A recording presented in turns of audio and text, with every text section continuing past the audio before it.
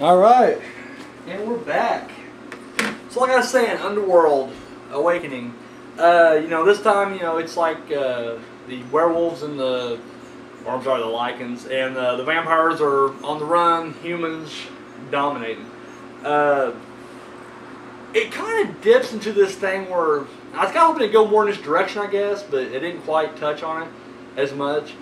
I want to see more like this totalitarian government, like mistreating the vampires and werewolves. Like I want to see like, women and children being pulled out of their homes, like, they're vampires or whatever, like pulled into the sunlight, or, they're pulling like, people, out of their jobs and just putting silver bullets in their head. I mean, I want to see just like fucking Nazis going down the road, taking it. So, I mean, I thought that'd be like a really awesome little twist on it, like showing like the ugly side of humanity once again. And they kind of lean that way, but not really.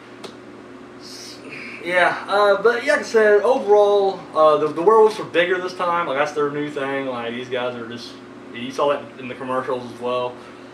So yeah, other than that, like I said, it wasn't bad. I'm not saying it was great, but it got me through last night. So boom. So yeah, we'll head over to some viewer comments right now. Now, want to throw a shout out right now to Haley Danya. She commented on I took some pictures this past week. Just me strolling around outside the lair here, going, taking my nightly walk through a cemetery. And yeah, she, dug the pictures and, threw me a shout out, so I'm throwing a shout out right back at her. So thank you, Haley. Boom, right there. 13th Wolfman. Now, I did I responded to one of his top fives with the top 5 houses of horror. And yeah, he kind of dug that. He said he really liked the mask. Like, I get a lot of compliments on the mask. I want to thank you for the mask.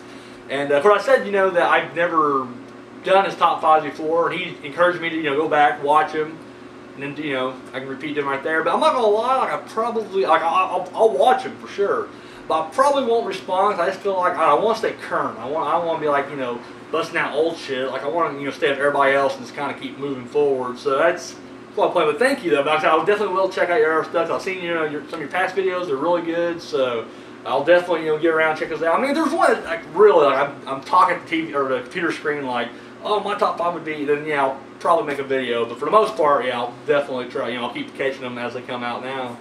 And we'll stick to the top 5, actually. I hope I don't butcher your name, dude. Sam Fulmer, I believe. He hit me up. Said he really dug my top 5. I made a joke about Sarah Michelle Gellar.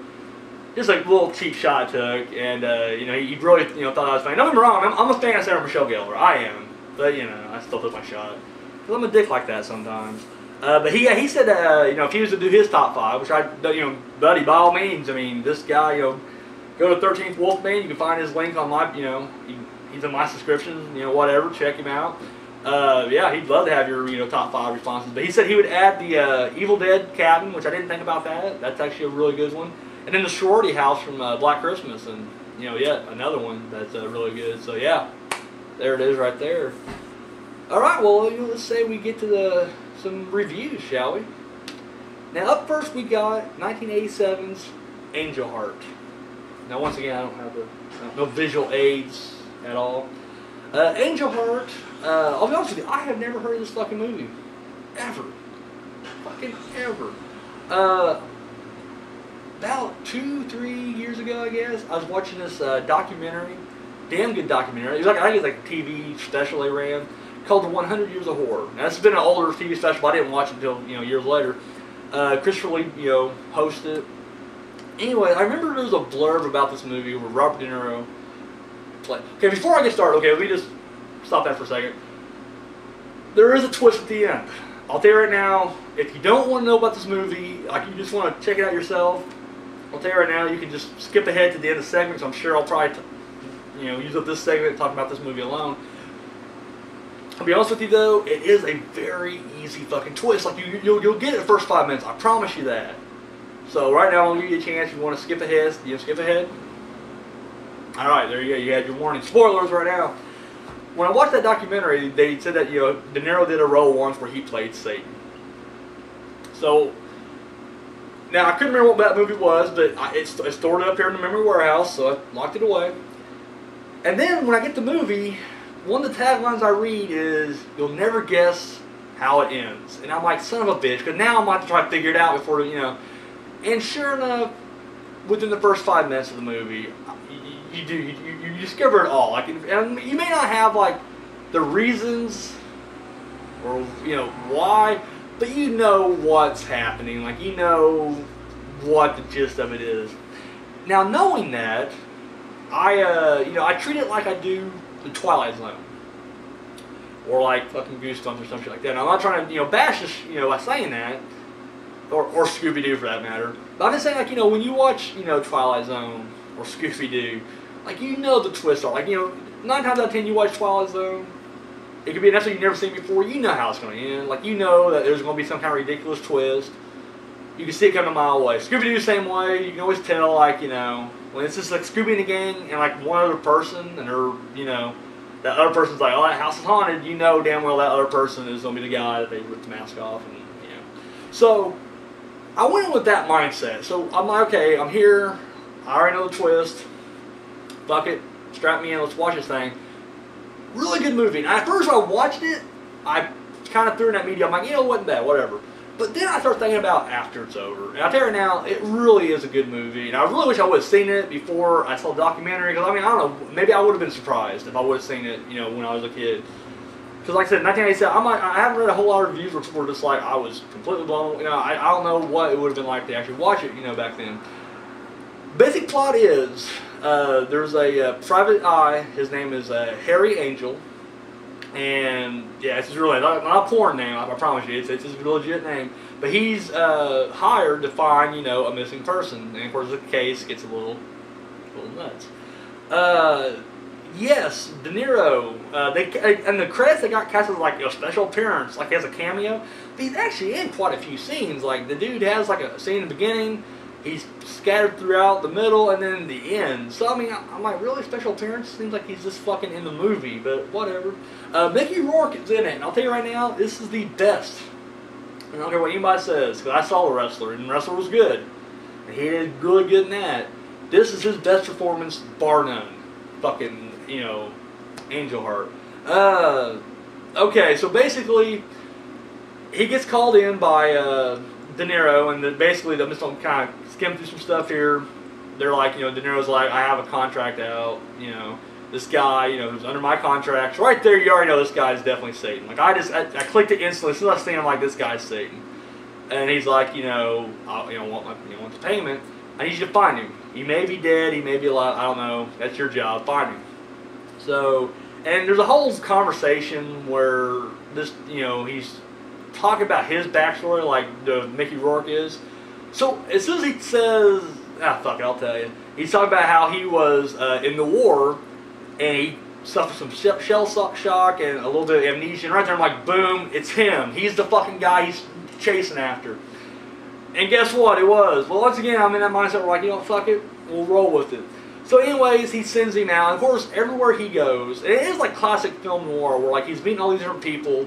And of course, people start piling up, and he's trying to, like, you know, he starts believing, like, you know, it's the guy he's after. The guy is Johnny Favorite is the guy's name. He's a former singer, like bluesy type singer from like whatever. Soul become famous, and then now he's trying to get out of it. And of course, after he got the ritual and he switched bodies or whatever, he gets hit in the army, has amnesia, and kind of forgets that he's Johnny Favorite, and he becomes Harry Angel. And yes, in the whole movie, he's trying to track down himself, basically. But you know what? Once again, damn good. Directed by Alan Parker, who directed Pink Floyd. Did some other stuff. I'm really ashamed I can't give you like a big list. I think he did Bugsy Malone. He probably did something else I'm just leaving out. But I'm not gonna lie, to me, I'm just like Pink Floyd. That's like what I know him from. The Wall of Brilliance. Anyways, yeah, he does really good directing in this one. A lot of little subtle, like I guess like hints. Like if you didn't know and you're watching, you're like, oh my god, damn, my mind just exploded. Blood's coming out of my ears because I can't take it. And you go back and watch it, you notice like, oh, I see the little clues now, you know. It has, now I'll be honest with you, I was never a Cosby Show fan at all. I just couldn't relate. Like I'm more of a fan of like bear children because I know what it's like to grow up poor, you know, as opposed to like being like the kids of doctors. I just, you know, I just couldn't relate to that show. More of a, you know, Bundy fan. So I didn't realize that this girl was like a former cast member of the Cosby Show, Lisa Bonet, I think that's how you pronounce her name. Dude gets naked in this one and gets banged. Like her and Mickey Rourke have like this ridiculous like 5-minute sex scene. And it's not bad, don't get me wrong, I mean she looks really good. And so yeah, like if you weren't expecting it, it does kind of come out of nowhere. You're like, holy shit, they're fucking. There's some fucking going on right now. But yeah, once again, to the end, like once again, like Harry Angel, I get a lot of reviews that said like he was not a likable character, but I kind of dug him. Like I feel like that would be me again. Like I'm just kind of like that asshole who just doesn't care. Give my money. I'm just doing it for the money. I'm I'm in it for that. Whatever. So I kind of relate to him. Now, of course, I ain't gonna relate to the serial killer who's trying to get out of his deal with Satan part of it. But up to that point, I'm right there with him. Like, all right, I can see what where it's going and everything. Yeah, so damn good. And like I said that last week when it finally was revealed, like the big twist, dude, some of the best acting by Mickey Rourke. Like literally, I always say it, knocks it out of the fucking park. Oh, Mickey, buddy, that was great. And I was like, why didn't he ever get like a bigger shot than that? Like I seem like after that performance, like all the doors should just have opened for this guy. But I don't know, it was a long, long path until he got the Wrestler and Sin City and Iron Man 2, Expendables. So yeah, Angel Heart. Hope I didn't ruin it for you. If I did, believe me, still a good movie. Maybe it's better to ruin it for you because then now you can go into it with like, okay, I already know the ending. Let's boom. Still a damn good movie. That's all I'm saying.